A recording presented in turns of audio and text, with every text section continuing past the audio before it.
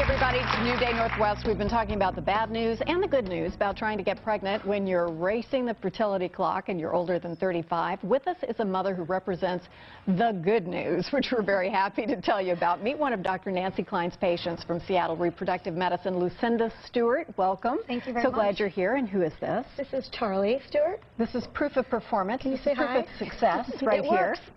How old were you when Charlie was born? I was 37. And you had a child before that. I had a child at 34, both with a little help from wonderful dad, Nancy Klein. Absolutely, and two different processes. The first one was born with the insemination, right? With the IUI. Charlie's having some treats. Yeah.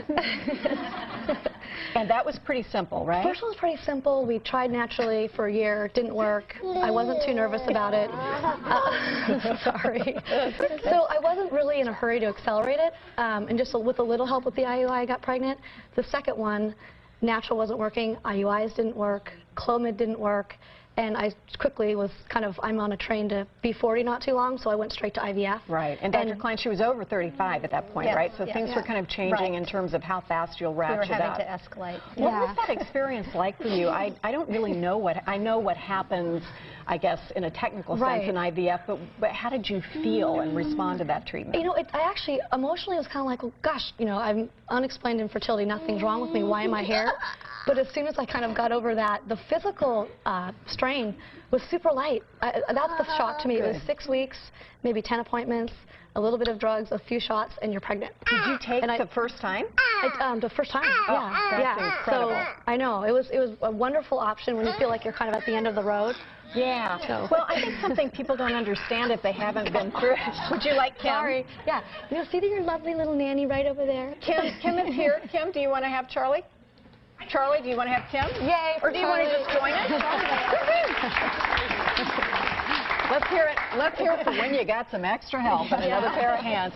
So the infertility part of this is something that if people haven't gone through it, because it seems like oftentimes it's like falling off a log for people. Right. But it's a pretty painful emotional experience. You know, it was, I think, for me, the realization that, oh, wait, my parents had kids easily, I'm healthy, nothing's ever gone wrong, I have a perfectly normal workup, nothing was wrong. That was the hard part for me. But once I kind of got over that and said, you know what, let's just get help, I want children, the physical part of just kind of the medical side, I found to be really easy. And it really isn't that bad. What was it like when you were successful? It was awesome. You walk in, and that's a little clinical, too, because you walk in with your test at home that you take, and you're, I'm pregnant. Like, no, come in for a blood test and make sure. And then it's this huge celebration that it worked after all that. So. What is that like for you, Dr. Klein, to be part of this? I mean, it is such a miracle in any case, but when you're having problems and you need somebody to help you, that's got to be an incredible thing to give that gift. I always say I have a really fun job, yeah. and that's the best part of my job. But it's also fun to kind of help along the way when it doesn't work. I think I learn a lot from my patients about and can give some perspective comfort. and Lucinda, how was your husband through all of this? Was he able to? His part was what, 3 minutes? Yeah. A little easier on him. Well, sorry. That's one of those TMIs. Yeah. But no, it was. He's at home now. We're going. Oh, please. But how did he feel? He was fantastic. I think some men go through I failed to do my part. I mean, they go through, gosh, you know, I can't impregnate my wife. I think there's a little bit of that masculinity question. But he was really kind of, no problem. He was a little too relaxed on the first one, and it wasn't working right away. And then I kind of took charge of, let's get this going. And he was like, great, go for it. Good. And so he was very supportive. But I think some men do have a little bit of that feeling of, gosh, I couldn't do this on my own. Right. And my advice to them is just get over it and go for the result. Right, and be partners to one another. Exactly. Dr. Klein, how many tries should you have with IVF? If the first one doesn't work, I mean, is there a point at which you kind of say, okay, this isn't going to happen? Well, yes, I think everybody should go into it with the idea that they may have to try more than one time. Right. And she was lucky. She was lucky. Yeah. You know, on any given try, depending on the clinical situation, it's about as likely to be unsuccessful as successful. So we hope that patients are able to go in planning for at least 3 tries, ideally. Pregnancy rates actually don't drop off until at least after 3 or 4 failures. So, is it risky at all? So far, data have been very reassuring that there really aren't any long-term risks that we've been able to identify. Every time you do a procedure and go through the fertility drugs, there is a very small medical risk, but fortunately, the risk of serious complications is very low. And how expensive?